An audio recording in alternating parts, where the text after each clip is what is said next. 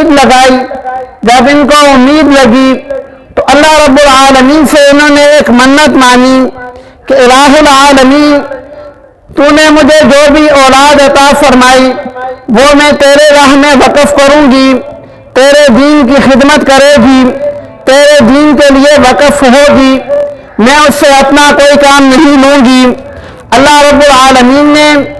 ان کا نام لیے بغیر ذکر فرمایا، اذ قالت امرأۃ عمران، جب عمران کی بیوی نے کہا رب، اے میرے رب،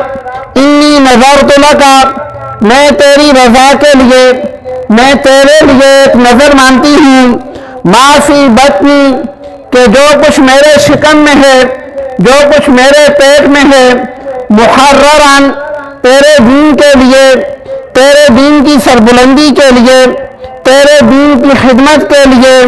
وہ آزاد ہوگا، میں اس سے اپنا ذاتی کوئی کام نہیں لوں گی۔ فتقبل منی، اے الہ العالمین اس کو اپنی بارگاہ میں قبول فرما۔ فتقبلها ربها بقبول حسن، اللہ رب العالمین نے ان کی دعا کو ایسے قبول کیا کہ بہت ہی خوبصورت انداز میں قبول کیا،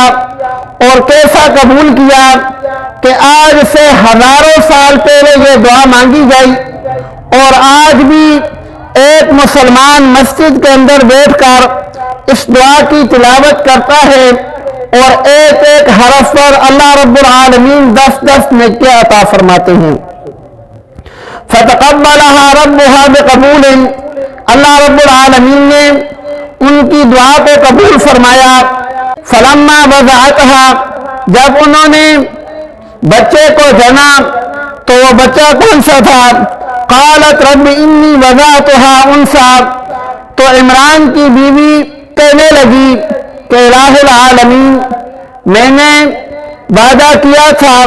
نظر مانی تھی کہ جو کوئی میرے پیٹ میں بچہ ہے تیرے لیے وقف ہوگا،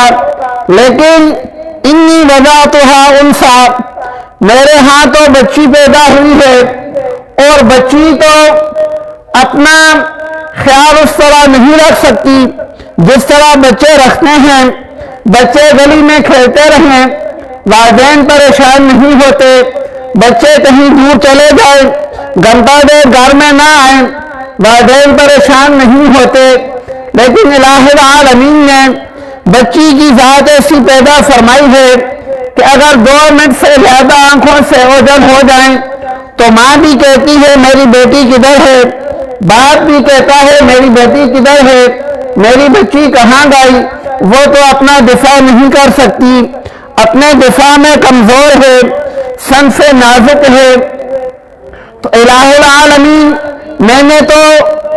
نظر مانی تھی کہ تیرے راستے میں آزاد کروں گی، لیکن یہ تو بیٹی ہے، بہرحال نظر مان چکی تھی، بیٹا ہو یا بیٹی ہو، اس کو لے کر وہ مسجد اقصی میں چلی گئی، اور وہاں جا کر کہنے لگی کہ یہ لو، یہ میری بیٹی ہے، میں نے الہ العالمین سے منت مانی تھی،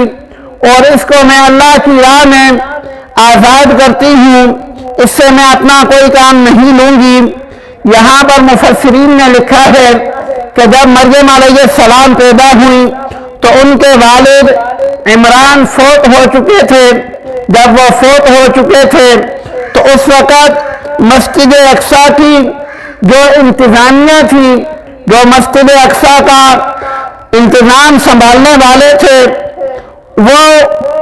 29 لوگ تھے۔ ہر کسی کی یہ خواہش تھی کہ یہ ہمارے امام صاحب کی بیٹی ہے، یہ ایک اللہ والے کی بیٹی ہے، اور اللہ کے نام پر اس کو آزاد کیا گیا ہے، اس لیے اس کی پرورش میں کروں۔ ہر کوئی یہ خواہش رکھتا تھا، چنانچہ یہاں پر یہ فیصلہ مشکل ہو گیا کہ 29 لوگوں میں سے مریم علیہ السلام کی پرورش کون کرے گا؟ ہر ایک کی خواہش تھی کہ میں پرورش کروں۔